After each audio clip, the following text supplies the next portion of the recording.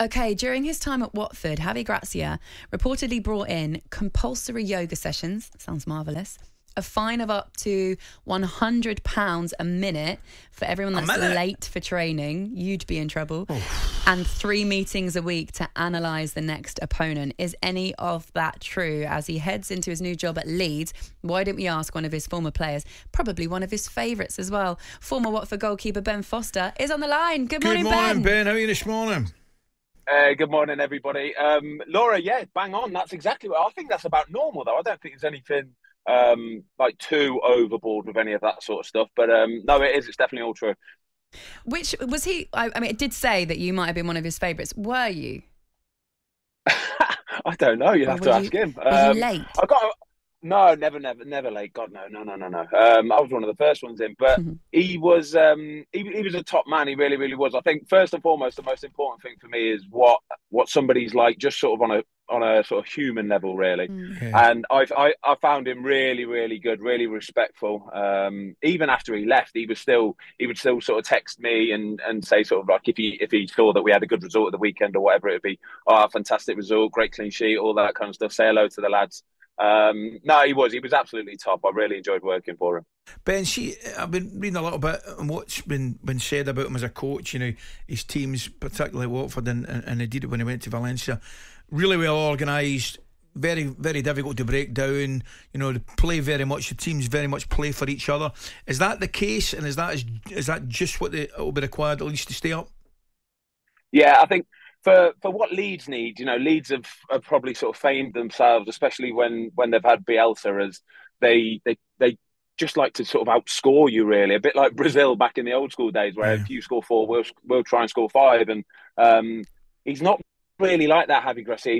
Don't get me wrong, he likes to play attacking football and he likes to try and press and probe and score goals. But he demands that you get back as well. The work rate has to be high and really intense as well. You know, he enjoys people working, but it's the the level of intensity that he really likes. So when you're forward and you lose the ball, you get back into your shape as quick as possible. He was brought in at a time where Watford needed to get back into things, stay in the league. He did that, took you to an FA Cup final as well. Do you think he is the right man to affect Leeds and keep them in the division? Yeah, I do. I think Leeds just need somebody that's probably a little bit calm and composed, to be perfectly honest. I think they've had, obviously, Marcelo Bielsa is, everybody knows what he's about. And then Jesse Marsch is, I'd say, of a very sort of similar ilk as well, you know, very sort of energetic, should we say. Intense. Yeah, intense, yeah. I think, don't get me wrong, Javi Gracia is that guy as well, but he's a lot more measured, a lot calmer. You know, like I say, he gets his message across without ranting and raving. I think that goes down well in modern football nowadays. Ben, tell me, there's plenty of goalkeeping stories going about right now. We'll move on to the one regarding Newcastle in the cup final very shortly. But I am going to put your loyalty to the Goalkeepers Union to the test here and ask you, what was going on last night? Oh, it was horrible, wasn't it? I felt so bad for the boys. I really did. When Liverpool went 2-0 up and Tebow does that thing, I see Tebow doing that with his feet. And don't get me wrong, Tebow's a world-class goalie, probably one of the best in the world at this moment in time. But he looks so sort of big and cumbersome that I'm just thinking, just get rid of it, mate. Don't go taking too many touches and trying to be clever. You can see what he was trying to do. He was trying to sort of lift it over Mo Salah onto his left back, but he's just got too longer legs and too many sort of knees and elbows in the way. And then Alisson later on sort of with a little shank as well. I felt sorry for him, but Real Madrid, they're just ruthless, weren't they? I think that's what the difference was at the end of the day. Real Madrid were just ruthless when they got those chances. You know, that Benzema goal late on. Unbelievable, wasn't it? You know, yeah, he sits Alisson down and then with the calmness, with 3 Liverpool defenders in front of him to still just help it into the top corner. Didn't need to smash it, just helped it in the top corner. It was beautiful. I also want to ask you about the League Cup this Sunday. So Newcastle United, Manchester United, 2 teams that have just been storming the league so far this season. Even if Newcastle have taken a couple of back steps in the last couple of weeks, they're going to have to do it without Nick Pope, and the big story and all the eyes are going to be on Loris Karius. If you were in that position, just give me a little idea of how he might be feeling. Yeah, it's a bit of an awkward one, really. I think people need to remember and realise that Loris Karius is still a very, very good goalkeeper. I think he's been tarnished with this sort of this brush of a calamity keeper ever since the mistakes that he made for Liverpool in that Champions League Cup final. And I think it's probably really affected him as well. I think he's gone away. Obviously, he had to leave Liverpool, and I think he's just carried that burden and that weight of, like I say, that horrible sort of calamity goalkeeper thing with him. But he's back there now. And like I say, he's a proper goalie, everybody. I think people need to realise he is still a proper goalkeeper. And it's not even a given he's going to be playing either. Obviously, they've got Mark Gillespie there, who I know is a very good goalkeeper himself. I'd just like to see that if it is Loris Karius that does play, I'd like to see him have a really steady, solid game, because I think, everybody just thinks he's going to be a walk in the park if he's in goal. And that won't be the case whatsoever, because he is still a quality player. I've got to ask the burning question. Are you sitting there this morning going, it could have been me? God, no chance, Laura. No way on this earth. I think that just to put a bit of context behind that is obviously earlier in the season I could have signed for Newcastle when Carl Darlow got a little injury. I'm very, very close to doing it as well. I ummed and ahed quite a bit, but eventually sort of decided that I'd hung up my gloves, I'd hung up my boots, and I'd done it for a reason, and I was happy with that reason. So I saw Nick Pope getting sent off at the weekend, and even that I felt so sorry for him. It's horrible. Yeah. It's kind of that natural goalkeeping instinct. I know he's missed his header, but as soon as the ball touches his hands, he can't help himself but want to just sort of bring it into a nice warm space and give it some love. And that's what he did. I felt so bad for him. But then obviously I didn't realise that he's going to miss the cup final. But no regrets from my side. I'm quite happy doing what I'm doing. I think I'd be too stiff anyway. I'd hate to be wheeled out on national TV looking like an old man. No way. How do you see it going, mate? It's a tough one to call. It's a bizarre one, actually, because I'm thinking maybe 6 weeks ago would have fancied Newcastle strongly the way their form was in United's form. However, with the current form of Rashford, in particular Manchester United, I've probably got them down as slight favourites. Is that fair?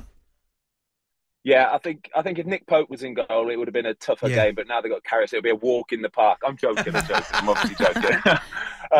No, it is. I think it's that form thing. I think. I was listening to Liverpool fans before the Liverpool game last night, and a lot of them saying, well, we've had an upturn in form, and so I fancy it tonight against Real Madrid, and then you see what goes on. But I think that's how it's going to be with the Man United Newcastle. Newcastle sort of just stuttering a bit lately, too many draws, not really scoring too many goals, and then couple that with Man United just being in red hot form. They just look like they've found a way of playing football now. And I think a lot of that is down to the manager, but Marcus Rashford, it's always nice when you've got somebody who can put the ball in the back of the net like he can. Ben, tell me what Loris Karius, if it is going to be him at the weekend, tell me what he'll be doing this week to get himself up to speed, because he hasn't played a competitive game in 2 years. I think the thing for him is because he's been training and he's been with a professional club, Newcastle, proper. They've got proper goalie coaches, and he's training with other world-class goalkeepers like Nick Pope. He already knows what to do. I think goalkeepers need to remember that they know how to be a goalkeeper, stop the ball going in the back of the net. I think the big problem for Loris Karius this week is just the mental side of it. I think he needs to stay away from social media and television as much as he possibly can. I think he needs to get into a zone where he's happy and confident, knowing that he's a good goalkeeper. And just remember how he feels on the training pitch, because when he's on the training pitch, I guarantee you he has a nice time. He's smiling. He's catching the ball, he's making saves. And if he can take that mindset into the game on Sunday, then he's off to a good start. I think, for first and foremost, so stay away from social media, because it can be poison at times. And the newspapers, stay away from all of it. He'll have all the Geordies behind him. And lock yourself in a room, effectively. Exactly. But I imagine that when you walk out at Wembley Stadium and you've got that noise, and the Newcastle fans, especially this season, have been absolutely incredible. Hopefully he'll be affected by the magic of it all. But then he has to come up against Marcus Rashford. How do you prepare for Marcus Rashford in the form he's in?